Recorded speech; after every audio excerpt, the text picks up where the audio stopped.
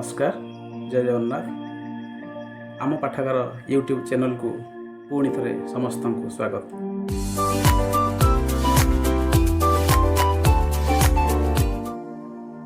आजिर विषय वस्तु हापियरली एग्जामिनेशन 2025 साहित्य प्रश्नपत्र थिबा समस्त एमसीक्यू गोटे पर गोटे आलोचना करिबा। तेणु आउ डेरी न करी चलंतु सीधा जिबा प्रश्न को। प्रथम प्रश्न को जिबा। जन्मभूमि प्रबंधरे शिक्षित मानक ग्राम छाड़ी पलाइबा सहित केउ पौराणिक कथार तुलना करा जायछि। ए जो जन्मभूमि प्रबंधरे कहा जायछि भगवान श्रीकृष्ण गोपपुरु मथुरा को 3 दिन पई कंट करी जाइथिले, मात्र से आ प्रत्यावर्तन करि नथिले। वर्तमान शिक्षित समाज निजर कर्मसंस्थान पई जेतेबेले सहर को जाउछंदी सेतेबेले से निजर नैतिक साहस हराउछंदी निजर गाँ को फेरिबा पई। तेणु एठारे निश्चित भाव में उत्तर श्रीकृष्ण गोपपुर छाड़ी आसिबा कथा कुहा जाइछि। द्वितीय नंबर को ले जिबा। 2 नंबर प्रश्न लक्ष्मीकांत इष्ट देवता किए? जेतेबेले कांतकवि लक्ष्मीकांत महापात्रंकर दुरारोग्य व्याधि होइथिला सेतेबेले तांकर कुलगुरु बाबाजी रामदास तांकर इष्ट देवता गोपीनाथ को पूजा करने आराधना करने कही। तेणु ये निश्चित भाव में उत्तर गोपीनाथ हेब। वर्तमान आम जा 3 नंबर प्रश्न। ये मध्य आसी से जन्मभूमि विषय। बयस बढ़िबा सह लेखक जन्मभूमि सहित संबंध किपरि हेउछि बोली से कहिछन्ति।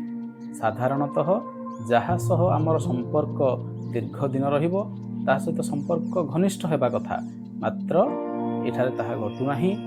आमे गाँ छाड़ी सहर को जाउछे सेही भली भाव में एठारे कहा जाइछि बयस बढ़िबा संगरे लेखकंकर कौन हेछि ना संबंध जन्मभूमि सहित क्षीण हो जाइछि, संपर्क धीरे धीरे कमी जाइछि, क्षीण हो जाइछि बोली लेखक कहिछन्ति। नेक्स्ट आमे जिबा 4 नंबर प्रश्न को। सिक्त भूमिर सुगंध और वन्य जुथिर परिमल रे केउ पर्व आरंभ हुए?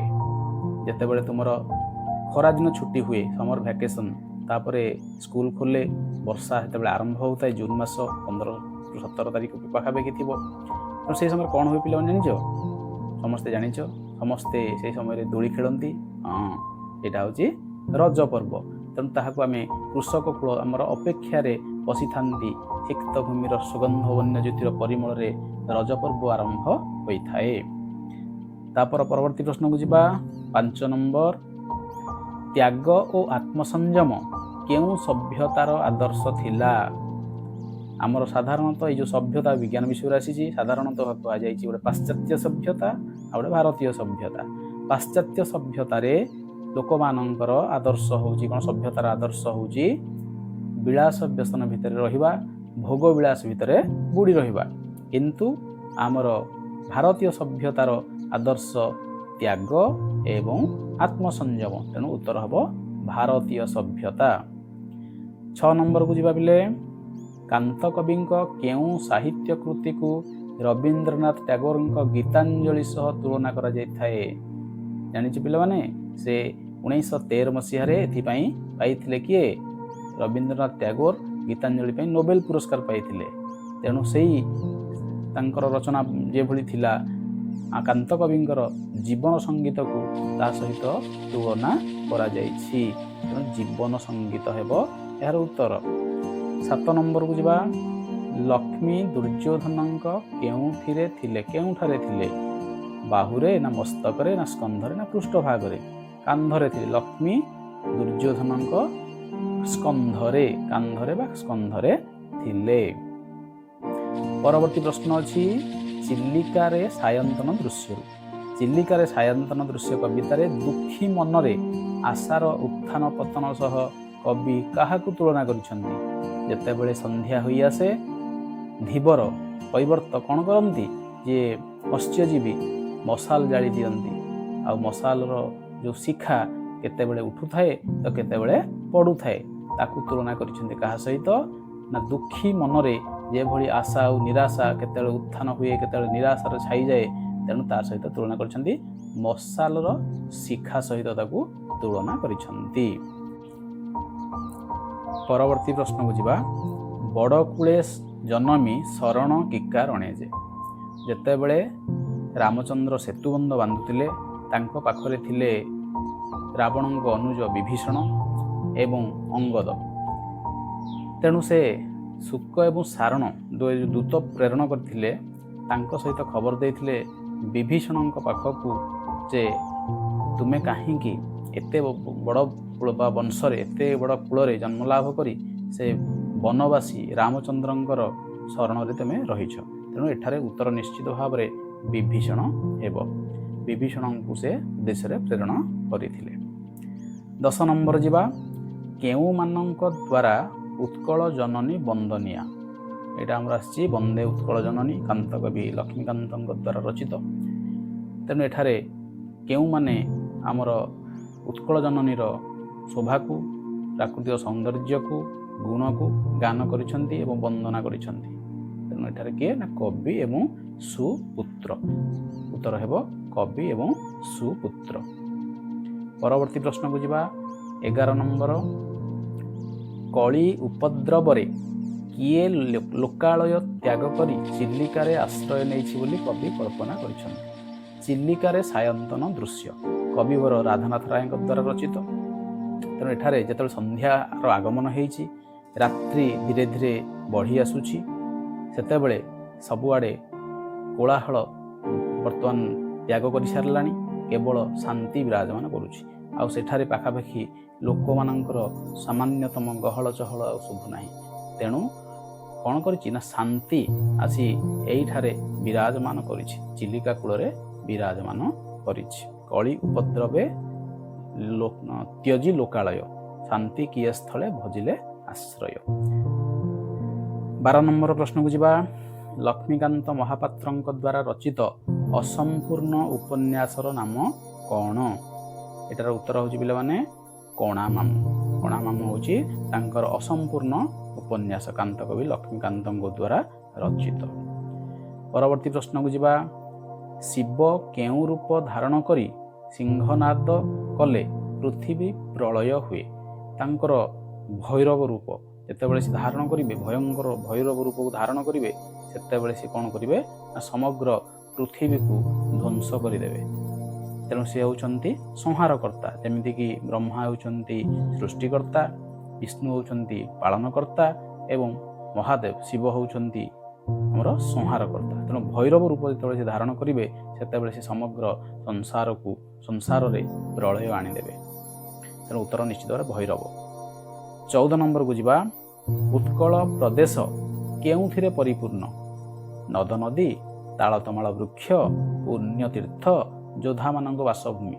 ସବୁଥିରେ ତ ପରିପୂର୍ଣ୍ଣ, କିନ୍ତୁ ନିର୍ଦ୍ଦିଷ୍ଟ ଭାବରେ ରଖିଛି ଆମର ଥିଲା ପୁଣ୍ୟତୀର୍ଥଚୟ ପୂର୍ଣ୍ଣ ପ୍ରଦେଶା। ତେଣୁ ପୁଣ୍ୟ ତୀର୍ଥରେ ଇଏ ପୂର୍ଣ୍ଣ ବୋଲି କୁହାଯାଇଛି। ଆମର ତ ନଦ ନଦୀ ରହିଛି, ତାଳତମାଳ ବୃକ୍ଷ ରହିଛି, ସବୁ ରହିଛି, କିନ୍ତୁ ନିର୍ଦ୍ଦିଷ୍ଟ ଭାବରେ ଯଦି ଆମେ ଉତ୍ତର କହିବା ଏଠାରେ ପୁଣ୍ୟ ତୀର୍ଥ ଏଠାରେ ହେବ। ପରବର୍ତ୍ତୀ ପ୍ରଶ୍ନକୁ ଯିବା। 15 ନମ୍ବର। ବ୍ୟାସ ସରୋବରରେ ଶତ୍ରୁ ବଳପୂର୍ବକ ପ୍ରବେଶ କଲେ ଧ୍ୱଂସ ହୋଇଯିବ ବୋଲି କିଏ ଅଭିଶାପ ଦେଇଥିଲେ? ମହାଦେବ ଅଭିଶାପ ଦେଇଥିଲେ। ତେଣୁ ଏଠାରେ ଉତ୍ତର ହେବ ଶିବ। ଏବଂ ଦୁର୍ବାସାଙ୍କର ଉପଦେଶ କ୍ରମେ ଆମର ଯାଇଥିଲେ କିଏ? ଦୁର୍ଯ୍ୟୋଧନ ସେଠାରେ ନେଇଥିଲେ, ଆଶ୍ରୟ ନେଇଥିଲେ। ତେଣୁ ଏଠାରେ ଉତ୍ତର ହେବ ଶିବ ଅଭିଶାପ ଦେଇଥିଲେ ଯେ ଯିଏ ଯଦି ବଳପୂର୍ବକ ବ୍ୟାସ ସରୋବରରେ ପ୍ରବେଶ କରିବ ତେଣୁ ସେ ଧ୍ୱଂସ ପାଇବ। ପରବର୍ତ୍ତୀ ପ୍ରଶ୍ନକୁ ଯିବା। 16 ନମ୍ବର। ପିତୃବ୍ୟ ସହ ବାଦ ରଚାଇ ସୈନ୍ୟ ବାହୁଡ଼ାଇ ନେବାକୁ ରାବଣ କାହାକୁ ବାର୍ତ୍ତା ଦେଇଛି? ପିଲାମାନେ ଏଠି 2ଟି ବାର୍ତ୍ତା ପଠାଇଥିଲା ରାବଣ। ଗୋଟିଏ ହେଉଛି ତାଙ୍କର ଅନୁଜ ବିଭୀଷଣଙ୍କ ପାଖକୁ ଫେରିଆସିବା ପାଇଁ, ଆଉ ଗୋଟିଏ ବାର୍ତ୍ତା ଦେଇଥିଲା ଅଙ୍ଗଦଙ୍କ ପାଖକୁ।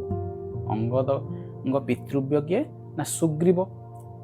ଆଉ ସେ କହିଥିଲେ ଯେ ବାଳୀଙ୍କୁ ବଧ କରିଥିବା ରାମଚନ୍ଦ୍ର ଯିଏକି ତୁମର ପିତୃବ୍ୟ, ତୁମେ ତାଙ୍କ ସହିତ କାହିଁକି ସୈନ୍ୟ ଏକାଠି କରୁଛ? ତାଙ୍କ ସହିତ କାହିଁକି ତୁମେ ରହି ଯୁଦ୍ଧ କରିବ? ତେଣୁ ତୁମର ତ ସିଏ ଶତ୍ରୁ। ସେଥିପାଇଁ ସେ କହିଥିଲେ ଯେ ତାଙ୍କ ଭିତରେ ବାଦ ସୃଷ୍ଟି କରି ତାଙ୍କଠାରୁ ସୈନ୍ୟ ଅପସାରଣ କରି ନେଇଯିବେ। ତେଣୁ ଏ ଉତ୍ତରଟି ନିଶ୍ଚିତ ଭାବରେ ଅଙ୍ଗଦଙ୍କ ପାଖକୁ ହେବ। ପରବର୍ତ୍ତୀ ପ୍ରଶ୍ନକୁ ଯିବା। ଗ୍ରାମମାନଙ୍କରେ କେଉଁମାନଙ୍କ ସହିତ ପଲ୍ଲୀ ପ୍ରକୃତିର ଶୋଭା ଉପଭୋଗ କରିବା କିମ୍ବା ସାହିତ୍ୟ ଚର୍ଚ୍ଚା କରିବା ଅସମ୍ଭବ। ତେଣୁ ବର୍ତ୍ତମାନ ଯେତେବେଳେ ଲେଖକ ବାହାର ବା ସହରରେ ରହୁଛନ୍ତି, ଗ୍ରାମର ବାହାରେ ରହୁଛନ୍ତି ଆଉ ଗାଁକୁ ଫେରିବାର ଚିନ୍ତା କରୁଛନ୍ତି, ସେତେବେଳେ ସେ ଆସିଲେ କ'ଣ କରିବେ, କାହା ସହିତ ସମୟ ବିତେଇବେ। ତେଣୁ ଅଶିକ୍ଷିତ ଲୋକମାନେ ଯେଉଁମାନେ ରହିଗଲେ କିଛି ତ ରାଜନୀତିର ଆଶ୍ରୟ ନେଇଛନ୍ତି, ଆଉ କିଛି ଯେଉଁମାନେ ରହିଗଲେ ସେମାନଙ୍କ ସହିତ ଯେଉଁମାନେ ଅଶିକ୍ଷିତ ବୋଲି କୁହାଯାଇଛି ସେମାନଙ୍କ ସହିତ ବସି ସାହିତ୍ୟ ଆଲୋଚନା କରିବା ବା ଗ୍ରାମର ପଲ୍ଲୀଭୂମିକୁ ଉପଭୋଗ କରିବା ତାଙ୍କ ପକ୍ଷେ ଅସମ୍ଭବ ବୋଲି କହିଛନ୍ତି। ତେଣୁ ଏଠାରେ ଅସମ୍ଭବ କାହା ସହିତ ନା ଅଶିକ୍ଷିତ ଲୋକମାନଙ୍କ ସହିତ ବୋଲି କୁହାଯାଇଛି। ପରବର୍ତ୍ତୀ ପ୍ରଶ୍ନକୁ ଯିବା। 18 ନମ୍ବର। ଯେତେବେଳେ ଆଧୁନିକ ସଭ୍ୟତାର ଆଦର୍ଶ ପ୍ରତ୍ୟେକେ ଜାଣିବେ ସେତେବେଳେ କାହାର ଧ୍ୱଜା ଉଡ଼ିବ। ଅଛି ଗୋଟେ ଲାଇନ୍ ପୁରା, ଯେ ମୈତ୍ରୀର ଧ୍ୱଜା ସେତେବେଳେ ଉଡ଼ିବ। ସମସ୍ତଙ୍କ ଭିତରେ ଶାନ୍ତି, ପ୍ରେମ, ମୈତ୍ରୀ ଏଇ ଯେଉଁ ଭାବନା ଜାଗ୍ରତ ହେବ। ତେଣୁ ସ୍ୱତନ୍ତ୍ର ଭାବରେ ମୈତ୍ରୀର ବାନା ଉଡ଼ିବ ବୋଲି ବା ଧ୍ୱଜା ଉଡ଼ିବ ବୋଲି କୁହାଯାଇଛି। ସମସ୍ତେ ଯେତେବେଳେ ଆଧୁନିକ ସଭ୍ୟତାର ଆଦର୍ଶକୁ ବୁଝିପାରିବେ, ବର୍ତ୍ତମାନର ବୈଜ୍ଞାନିକ ଯୁଗରେ ଆମେ କେତେ ଯେ ଆଗକୁ ଆସିଛେ, ଆଉ ପ୍ରତ୍ୟେକ ଜିନିଷର ରହିଛି ସୁଗୁଣ ରହିଛି, ତାହାକୁ ଯଦି ଆମେ ଜାଣିପାରିବା ତାହେଲେ ନିଶ୍ଚିତ ଭାବରେ ମୈତ୍ରୀର ଧ୍ୱଜା ଉଡ଼ିବ ବୋଲି କୁହାଯାଇଛି। ତେଣୁ ଏଠାରେ ଉତ୍ତର ହେବ ମୈତ୍ରୀର ଧ୍ୱଜା। 19 ନମ୍ବରକୁ ଯିବା। କିଏ ବହୁ ପରିମାଣରେ ଗତାନୁଗତିକତାର ଦାସ ଅଟେ ବୋଲି ଜନ୍ମଭୂମି ପ୍ରବନ୍ଧରେ କୁହାଯାଇଛି।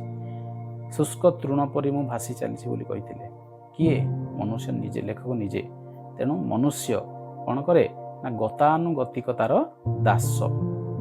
ଯାହା ଚାଲିଛି, ଯେଉଁ ଭଳି ଢଙ୍ଗରେ ଚାଲି ରହିଛି ଆମେ ମଧ୍ୟ ସେଇଭଳି ଚାଲୁଛେ। ସେଇଟାକୁ ଗତାନୁଗତିକତା ବୋଲି କୁହାଯାଇଛି। ତେଣୁ ମନୁଷ୍ୟ ଗତାନୁଗତିକତାର ଦାସ ବୋଲି କୁହାଯାଇଛି। ପରବର୍ତ୍ତୀ ପ୍ରଶ୍ନ। କାନ୍ତକବି ଲକ୍ଷ୍ମୀକାନ୍ତ ମହାପାତ୍ର କେଉଁ ଧର୍ମାବଲମ୍ବୀ ଥିଲେ? ସେଥିରେ ମଧ୍ୟ ରହିଛି ସେ ବିଷ୍ଣୁଙ୍କର ଭକ୍ତ ଥିଲେ। ବୈଷ୍ଣବ ଧର୍ମାବଲମ୍ବୀ ବୋଲି କୁହାଯାଇଛି। ବୈଷ୍ଣବ ଧର୍ମାବଲମ୍ବୀ। 21 ନମ୍ବରକୁ ଯିବା। ଭାଲେରୀ ଶିଖରରେ କ'ଣ ଦେଖି ମୀନଜୀବୀଗଣ ସ୍ୱଗୃହ ପ୍ରତ୍ୟାବର୍ତ୍ତନ କରନ୍ତି? ଆମର ଚିଲିକାର ସାୟନ୍ତନ ଦୃଶ୍ୟ।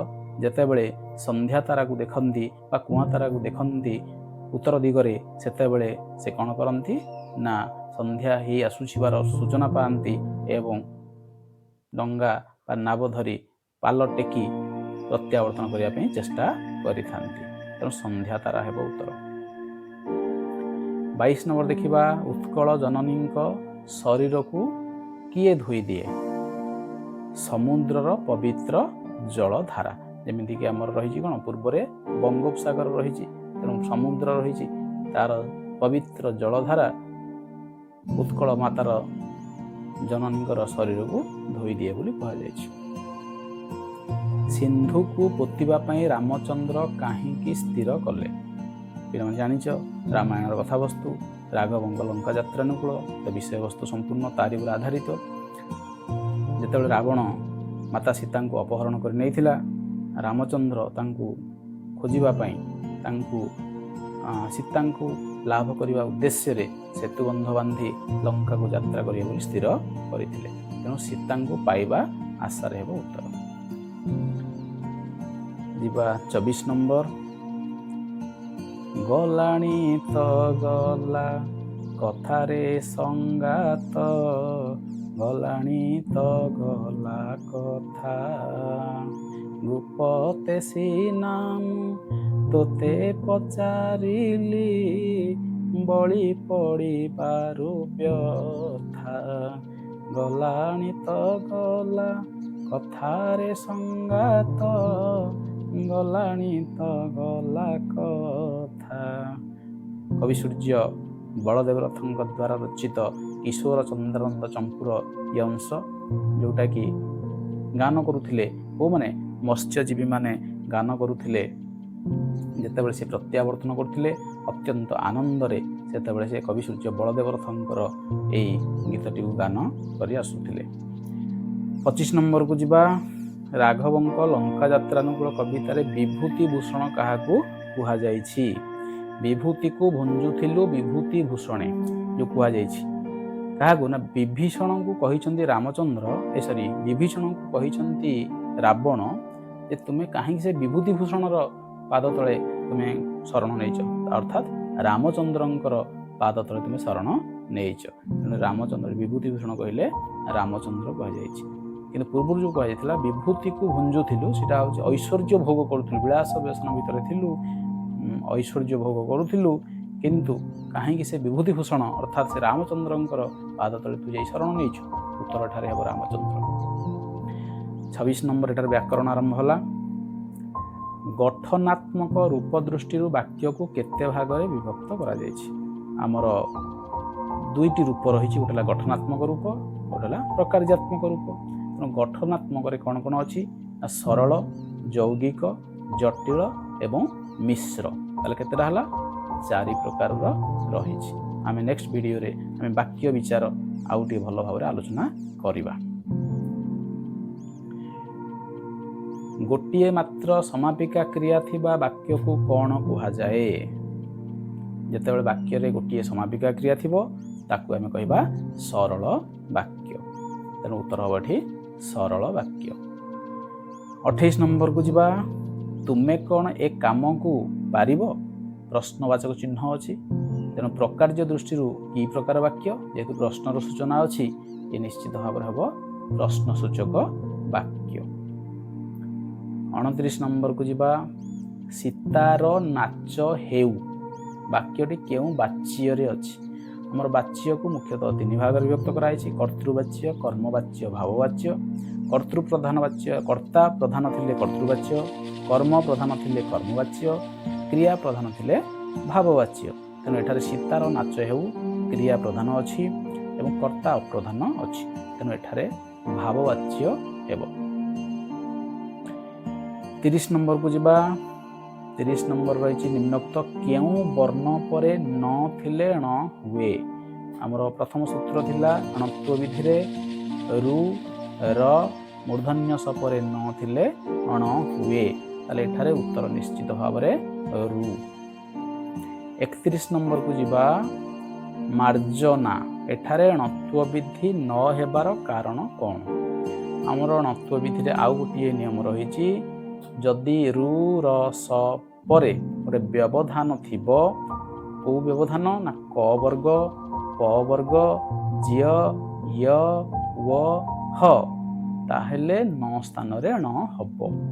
ତାହେଲେ ଏଠି ବ୍ୟବଧାନ ତ ଅଛି, ମାର୍ଜନା ମ ହଳନ୍ତ ଆ, ର ହଳନ୍ତ ଜ। ତେଣୁ ର ପରେ ଜ ଅଛି, ତାପରେ ନ ଅଛି। ତେଣୁ ର ପରବର୍ତ୍ତୀ ଯେଉଁ ବ୍ୟବଧାନଟି ରହିଛି ଜ ଥିବାରୁ, ଯେଉଁଟାକି ଆମେ ସୂତ୍ର ଭିତରେ ନାହିଁ, ତାହେଲେ ନଟା ଣ ହେଲା ନାହିଁ। ତାହେଲେ ଏଠି ଉତ୍ତର କ'ଣ ହେବ? ର ପରେ ଅନ୍ୟ ବର୍ଣ୍ଣର ବା ଜର ବ୍ୟବଧାନ ଥିବା ହେତୁ ନର ଣ ହେଲା ନାହିଁ। ଯଦି ଏ ଜାଗାରେ ଥାନ୍ତା କ ବର୍ଗ କ ଖ ଗ ଘ ମ, ପ ବର୍ଗ ପ ଫ ବ ଭ ମ, ଜ୍ୟ ୱ, ତାହେଲେ ଆମର ଏଇଟା ହ, ତାହେଲେ ହେଇଥାନ୍ତା ଅଣ ହେଇଥାନ୍ତା। ଣତ୍ୱବିଧି ସତ୍ୱବିଧି ଆମେ ଗୋଟିଏ ଭିଡ଼ିଓରେ ପୁଣି ଦେଖିବା। ନେକ୍ସଟ 32 ନମ୍ବର ଦେଖ। କେତେ ଟଙ୍କା ପାଇଁ ପ୍ରୀତି ସେଇ ନେଳି ରଙ୍ଗର କଲମଟିକୁ ଘନଶ୍ୟାମ ବାବୁଙ୍କ ସ୍ତ୍ରୀଙ୍କୁ ବିକି ଦେଇଥିଲେ? ଏକାଙ୍କିକାରୁ ଆସିଛି। ତେଣୁ ଫଲ୍ଗୁ କେତେ ଟଙ୍କା ଦେଇଥିଲେ? ଶେଷରେ ସେ ବିକିଥିଲେ, ତାଙ୍କର ଆବଶ୍ୟକତା ଯେତେବେଳେ ଥିଲା ସ୍ୱାମୀଙ୍କୁ ନ ଜଣାଇ ସେ ବିକ୍ରି କରିଦେଇଥିଲେ ପେନ୍ଟିକୁ।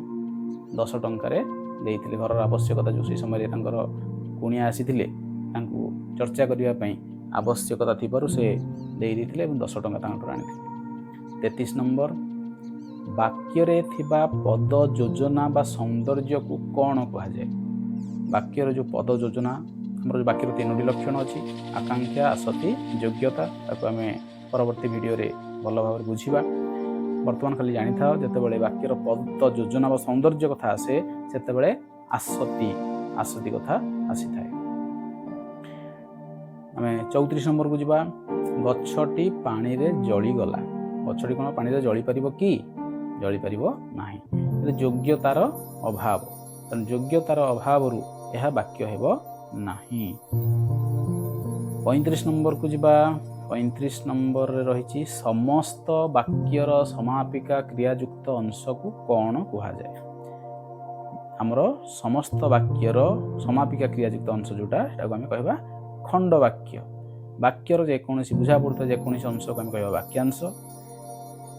ମନେକର ଗୋଟେ ଉଦାହରଣ ଦେଖିବା, ଯେତେବେଳେ ସେମାନେ ଘରକୁ ଆସିଲେ ସେତେବେଳେ ମୁଁ ନଥିଲି। ଏଠି ଦୁଇଟା ବାକ୍ୟର ସମନ୍ୱୟ ଘଟିଛି, ଯେଉଁଟାକି ଜଟିଳ ବାକ୍ୟ ବୋଲି କହିବା। ଏଠାରେ ପ୍ରଧାନ ବାକ୍ୟ ହେଉଛି ସେତେବେଳେ ମୁଁ ଘରେ ନଥିଲି, ପ୍ରଧାନ ବାକ୍ୟ। ଯେତେବେଳେ ସେମାନେ ଆସିଥିଲେ, ଏଇଟା ହେଉଛି ଖଣ୍ଡ ବାକ୍ୟ। ଏଇ ମଧ୍ୟ ସେ ଯେଉଁ ବାକ୍ୟ ବିଷୟରେ ଆମେ ଗୋଟେ ଭିଡ଼ିଓ କରିବା, ସେଠାରେ ଆମେ ଭଲ ଭାବରେ ଏସବୁ ବୁଝିବା। ପରବର୍ତ୍ତୀ ପ୍ରଶ୍ନକୁ ଯିବା। ଗୁରୁ ଛାତ୍ରମାନଙ୍କୁ ଉପଦେଶ ଦେଲେ। ଏଠାରେ ବାକ୍ୟରେ ଦୁଇଟା କର୍ମ ଅଛି, ଗୋଟେ ଛାତ୍ରମାନଙ୍କୁ, ଗୋଟେ ଉପଦେଶ। ଦୁଇଟି କର୍ମ ଅଛି। ସାଧାରଣତଃ ଅପ୍ରାଣୀବାଚକ ମୁଖ୍ୟ କର୍ମ ବୋଲି କୁହାଯାଏ ଏବଂ ଗୌଣ କର୍ମ ପରେ ମୁଖ୍ୟ କର୍ମ ଥାଏ। ତାହେଲେ ଏଠାରେ ଆମର ପ୍ରଶ୍ନ ରହିଛି ଏ ବାକ୍ୟର ମୁଖ୍ୟ କର୍ମ କିଏ? ଉପଦେଶ। ତେଣୁ କ'ଣ ଦେଲେ? ଉପଦେଶ। ଏଇଟା ହେଉଛି ମୁଖ୍ୟ କର୍ମ। ପରବର୍ତ୍ତୀ ପ୍ରଶ୍ନ 37 ନମ୍ବର। ଜେନା ବାବୁଙ୍କ ପୁଅ ହରେନ୍ଦ୍ର ଜଣେ ସଚ୍ଚୋଟ ବ୍ୟକ୍ତି। এই ବାକ୍ୟର ସମ୍ବନ୍ଧ ପଦଟି କିଏ? ଟିକେ ମନେ ପକାଇଦେବି। ଆମର ବିଭକ୍ତି 7ଟି କିନ୍ତୁ କାରକ 6ଟି। ଷଷ୍ଠୀ ବିଭକ୍ତି କାରକ ଅନ୍ତର୍ଭୁକ୍ତ ନୁହେଁ, ଏହାକୁ ସମ୍ବନ୍ଧ ପଦ କୁହାଯାଏ। ଷଷ୍ଠୀ ବିଭକ୍ତିର ଚିହ୍ନ ହେଉଛି ରଂ କର ଷଷ୍ଠୀ ବିଭକ୍ତି। ତାହେଲେ ଯେଉଁଟା ରଂ କର ଲାଗିଥିବ ସେ ହେଉଛି ସମ୍ବନ୍ଧ ପଦ। ଏ ବାକ୍ୟରେ ଜେନା ବାବୁଙ୍କ ଏଇଟା ହେଉଛି ସମ୍ବନ୍ଧ ପଦ। ଆଉ ତାଙ୍କର ସହିତ ସମ୍ପର୍କ କାହା ସହିତ ଅଛି ନା ହରେନ୍ଦ୍ରଙ୍କ ସହିତ। ହରେନ୍ଦ୍ର ହେଉଛି ସମ୍ବନ୍ଧିତ ପଦ। କେଉଁ ପ୍ରକାର ସମ୍ବନ୍ଧ? ନା ଜନ୍ୟ ଜନକ ବା ପିତା ପୁତ୍ର ସମ୍ବନ୍ଧ। ତାହେଲେ ଏଠାରେ ସମ୍ବନ୍ଧ ପଦ କିଏ ହେବ? ନା ଜେନା ବାବୁଙ୍କ ପୁଅ। ବୁଝିଲା? ନେକ୍ସଟ ଆମେ ଯିବା 38 ନମ୍ବର ପ୍ରଶ୍ନ। ପଦାର୍ଥ ବିଜ୍ଞାନ ଓ ରସାୟନ ବିଜ୍ଞାନ କେଉଁ ବିଜ୍ଞାନର ଅନ୍ତର୍ଭୁକ୍ତ? ଏ ପଦାର୍ଥ ବିଜ୍ଞାନ ଗୋଟେ ଜୀବ ବିଜ୍ଞାନ, ଜଡ଼ ବିଜ୍ଞାନ ରହିଛି। ତେଣୁ ଏଇଟା ହେଲା ଆମର ଜଡ଼ ବିଜ୍ଞାନର ଅଂଶ। କୋଉଟା? ପଦାର୍ଥ ବିଜ୍ଞାନ ଆଉ ରସାୟନ ବିଜ୍ଞାନ, ତାହେଲେ ଜଡ଼ ବିଜ୍ଞାନର ଅଂଶ ବିଶେଷ। ସଭ୍ୟତା ଓ ବିଜ୍ଞାନ। ପରବର୍ତ୍ତୀ ପ୍ରଶ୍ନ 39। ଏ ଯୁଦ୍ଧରେ ଜଣେ କେହି ସେନାପତି ନୁହନ୍ତି, ଆପଣମାନେ ପ୍ରତ୍ୟେକ ଜଣେ ଜଣେ ସେନାପତି ବୋଲି ମନେ ରଖିବେ। ଏ କଥା କିଏ କହିଛନ୍ତି? ଯେତେବେଳେ ପ୍ରଥମ କଥା ହେଉଛି କେଉଁ ବିଷୟରୁ ଆସିଛି ନା ଆମର କାଳର କପୋଳ ତଳେ ଯେତେବେଳେ ମହାରାଣୀ କୁରୁବକୀ ରାଜାଙ୍କର ଦେହ ଅସୁସ୍ଥ କଥା ଘୋଷଣା କରିବା ପରେ ରାଜାଙ୍କର ସନ୍ଦେଶ ଶୁଣେଇଛନ୍ତି ଯେ ରାଜେଶ୍ୱରୀ ତାଙ୍କର ଏକମାତ୍ର କନ୍ୟା ରାଜେଶ୍ୱରୀ ହିଁ ରାଜ୍ୟଭାର ଗ୍ରହଣ କରିବେ। ତାପରେ ରାଜେଶ୍ୱରୀ ରାଜ୍ୟଭାର ଗ୍ରହଣ କଲା ପରେ ପ୍ରଥମ ଥିଲା ତାଙ୍କର ଯେ 12 ଜଣ ଯୋଦ୍ଧାଙ୍କୁ ଯେଉଁମାନେ ସମ୍ମୁଖ ଯୁଦ୍ଧରେ ତାଙ୍କ ସହିତ ଆସିବେ ସେମାନଙ୍କୁ ଡାକିଥିଲେ। ଆଉ ସେତେବେଳେ ସେ କହିଥିଲେ ଯେ ପ୍ରତ୍ୟେକ ଜଣେ ଜଣେ ଏଠାରେ ସେନାପତି, କେହି ଜଣେ ସେନାପତି ଏଠାରେ ନୁହନ୍ତି, ସମସ୍ତେ ହେଉଛନ୍ତି ସେନାପତି। ତେଣୁ ଉତ୍ତର ଏଠାରେ ନିଶ୍ଚିତ ହେବ। କିଏ କହିଥିଲେ ଏ କଥା? ତାଙ୍କର କନ୍ୟା ରାଜେଶ୍ୱରୀ, କୁରୁବକୀଙ୍କର କନ୍ୟା ରାଜେଶ୍ୱରୀ। ପରବର୍ତ୍ତୀ ପ୍ରଶ୍ନ ଯିବା। କିଏ ଡେଇଁ ପଡ଼ି ଆଧୁନିକ କ୍ଲିଷ୍ଟ ଅବୋଧ୍ୟ କବିତାକୁ ତର୍ଣ୍ଣ ତର୍ଣ୍ଣ କରି ବିଶ୍ଳେଷଣ କରି ଅନ୍ତର୍ନିହିତ ସାର ତତ୍ତ୍ୱ ପ୍ରକଟ କରନ୍ତି? ଯେଭଳି ଭାବରେ କାଠୁରିଆ କ'ଣ କରିଛି ଏଠାରେ ନା କାଠକୁ କାଟି ତାର ମଞ୍ଜକୁ ବାହାର କରି ନେଇ ଆସୁଛି। ତାକୁ ଲେଖକ ବା ଗାଳ୍ପିକଙ୍କ ଚିନ୍ତାଧାରାରେ ଜଣେ ସମାଲୋଚକ ଯେତେବେଳେ କବିତାଟିକୁ ପଢ଼ି ତର୍ଣ୍ଣ ତର୍ଣ୍ଣ କରି ବିଶ୍ଳେଷଣ କରି ତାର ଅନ୍ତର୍ନିହିତ ସାର ତତ୍ତ୍ୱକୁ ବାହାରକୁ ନେଇ ଆସନ୍ତି, ସେଇଭଳି ଭାବରେ କାଠୁରିଆଟି କରୁଛି। ତେଣୁ ଏଠାରେ ଉତ୍ତର ହେବ ସମାଲୋଚକମାନେ। କାଠ ବିଷୟରେ ଆସିଛି। ପରବର୍ତ୍ତୀ ପ୍ରଶ୍ନ 41 ନମ୍ବର। ଅଙ୍ଗଦ ଚୌଧୁରୀ କେଉଁ ବିଶ୍ୱବିଦ୍ୟାଳୟରୁ ଗବେଷଣା କାର୍ଯ୍ୟରେ ଆସିଥିଲେ? ପିଲାମାନେ ଏଇଟା ହେଉଛି କାଳର କପୋଳତଳ ବିଷୟରୁ ଆସିଛି। ଧଉଳିର ଗୋଟେ ପଥର ଖଣ୍ଡ ଉପରେ ଅଙ୍ଗଦ ଚୌଧୁରୀ ବସି ଭାବୁଛନ୍ତି, ଦୟା ନଦୀ କୂଳରେ ବସି ଭାବୁଛନ୍ତି। ତେଣୁ ଆସିଛନ୍ତି କେଉଁଠୁ? ନାଳନ୍ଦା ବିଶ୍ୱବିଦ୍ୟାଳୟର ସେ ଇତିହାସର ଛାତ୍ର, ଗବେଷଣା କାର୍ଯ୍ୟରେ ଆସିଥିଲେ। ତେଣୁ ଏଠି ଉତ୍ତର ନିଶ୍ଚିତ ଭାବରେ ନାଳନ୍ଦା ବିଶ୍ୱବିଦ୍ୟାଳୟ ହେବ। ପ୍ରଶ୍ନ 42 ନମ୍ବର। କେଉଁ ସନ୍ଧିଜାତ ଦନ୍ତ୍ୟସ ମୂର୍ଧନ୍ୟସ ହୁଏ? ଆମର ସାଧାରଣତଃ ବିସର୍ଗ ସନ୍ଧିରେ ଆମର ରୁହେ ଦନ୍ତ୍ୟସ ଯେଉଁ ଆସେ ଯେଉଁଟା ସେଇଟା ମୂର୍ଧନ୍ୟସ ହୁଏ। ଯେମିତିକି ଧନୁଃ ପାଣି ଧନୁଷ ପାଣି, ଚତୁଃ ପଦ ଚତୁଷ୍ପଦ। ତାହେଲେ ଏଇଟା ଆମର ନିଶ୍ଚିତ ଭାବରେ ଉତ୍ତର ହେବ ବିସର୍ଗ ସନ୍ଧି। ନୋଟିସ୍ ନୋଟିସ୍ରେ ସଟା କାହିଁକି ଦନ୍ତ୍ୟସ ରହିଲା? ଏଥିରେ এই ଶବ୍ଦରେ ସତ୍ତ୍ୱବିଧି ନ ହେବାର କାରଣ କ'ଣ? ସତ୍ତ୍ୱବିଧି କାହିଁକି ହେଲା ନାହିଁ ନା ଏଇଟା ଗୋଟେ ଇଂରାଜୀ ଶବ୍ଦ, ବୈଦେଶିକ ଶବ୍ଦ NOTICE, ତେଣୁ ଏଠାରେ ପରିବର୍ତ୍ତନ ହେଇପାରିବ ନାହିଁ, ବୈଦେଶିକ ଶବ୍ଦ ହୋଇଥିବାରୁ। 44 ନମ୍ବର ଯିବା। ଗୋଟିଏ ପିମ୍ପୁଡ଼ିଟିଏ ଏହା କି ପ୍ରକାର ଅଶୁଦ୍ଧି ଅଟେ? ଆମର ଏଥିରେ କ'ଣ ହେଇଛି ନା ପିମ୍ପୁଡ଼ିଟିଏ ଏକବଚନ, ପୁଣି ଗୋଟିଏ ପୁଣି ଏକବଚନ, ଦୁଇଥର ଏକବଚନ ଲାଗିଛି, ତେଣୁ ଏଇଟା ଭୁଲ। ଏହା କି ପ୍ରକାର ଭୁଲ ହେଲା? ବଚନଗତ ଅଶୁଦ୍ଧି, ଯେହେତୁ ଦୁଇଥର ଏକବଚନ ଲାଗିପାରିବ ନାହିଁ। ଯଦି ହେବ ଗୋଟିଏ ପିମ୍ପୁଡ଼ି, ନହେଲେ ପିମ୍ପୁଡ଼ିଟିଏ। ଏଇଟା ଆମର ସାଧାରଣ ଅଶୁଦ୍ଧି ବିଷୟରୁ ଆସିଛି। ପରବର୍ତ୍ତୀ ପ୍ରଶ୍ନ, ଶୁଦ୍ଧ ଶବ୍ଦଟିକୁ ଚିହ୍ନଟ କର। ଶୁଶ୍ରୂଷା, ଶବ୍ଦ ଶୁଶ୍ରୂଷା ଲେଖା ହେଇଛି, କିନ୍ତୁ ଠିକ୍ କେଉଁଠି ନା ବି ନମ୍ବରଟା ଠିକ୍ ହେବ, ଯେଉଁଟାକି ତାଲବ୍ୟସରେ ହର୍ଷ ଉକାର, ତାପରେ ତାଲବ୍ୟସର ଫଳା ଦୀର୍ଘ ଉକାର, ମୂର୍ଧନ୍ୟସରେ ଆକାର। ଶୁଣିବାର ଇଚ୍ଛା, ଶୁଶ୍ରୂଷା। ପରବର୍ତ୍ତୀ ପ୍ରଶ୍ନ, କେତେ ଘଣ୍ଟା ଭିତରେ କାଠୁରିଆ ଅଧାଅଧି କାଠ ଚିରିଦେଲା? କାଠ ବିଷୟରୁ ଆସିଛି। ପ୍ରାୟ ଘଣ୍ଟାଏ 1.5 ଘଣ୍ଟା ଭିତରେ ଏ କ'ଣ କରିଛି ନା ପ୍ରାୟ ଅଧାଅଧି କାଠ ଚିରି ଦେଇଛି। କିନ୍ତୁ ଲେଖକଙ୍କର ଭରସା ନଥିଲା, ତାର ଶାରୀରିକ ଯେଉଁ ଅବସ୍ଥା ଥିଲା, ବାର୍ଦ୍ଧକ୍ୟ ଅବସ୍ଥା, ତେଣୁ ସେ ଭାବୁଥିଲେ ଏଇ କାମକୁ ପାରିବ ନାହିଁ, କିନ୍ତୁ ଘଣ୍ଟାଏ 1.5 ଘଣ୍ଟା ଭିତରେ ପ୍ରାୟ ସେ ଅଧାଅଧି କାଠ ଚିରି କରିଦେଇଥିଲା। ପରବର୍ତ୍ତୀ ପ୍ରଶ୍ନ 47 ନମ୍ବର। କାଠୁରିଆ ହାତକୁ 2 ଖଣ୍ଡ 2 ଟଙ୍କିଆ ନୋଟ୍ ବଢ଼ାଇ ଦେଇ ଲେଖକ ତାକୁ କେତେ ପଇସା ମାଗିଲେ? ଆମର ପ୍ରଥମରୁ କାଠୁରିଆ 2 ଟଙ୍କା ହିସାବରେ 2 କୁଇଣ୍ଟାଲକୁ 4 ଟଙ୍କା ନେଇଥାନ୍ତା। ଲେଖକ କହିଥିଲେ ନାହିଁ 3 ଟଙ୍କା 50, କିନ୍ତୁ ପରବର୍ତ୍ତୀ ସମୟରେ ଲେଖକଙ୍କ ପୁଅ ଯେତେବେଳେ 3 ଟଙ୍କା 75ରେ କହିଥିଲା ଫାଇନାଲ୍ କରିବା ପାଇଁ, ସେତେବେଳେ ସେ ରାଜି ହେଇଥିଲେ।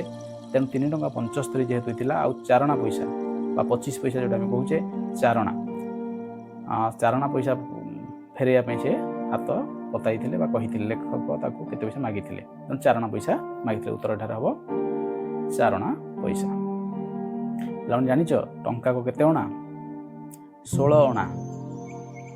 ଆଠଣା ତମେ କହିଦେଉଛ, 8 ଅଣା 50 ପଇସା, ଆଉ ତ ବି ଚାଲୁନି। 25 ପଇସା ତାର ଅଧା, ସେ ହେଉଛି ଚାରଣା, 4 ଅଣା ଚାରଣା ବୋଲି ଆମେ କହିଦେଉଛେ। ପରବର୍ତ୍ତୀ ପ୍ରଶ୍ନ, ସୁବ୍ରତ କି ଚାକିରି କରିଥିଲେ? ଫଲ୍ଗୁ ବିଷୟରୁ ଆସିଛି।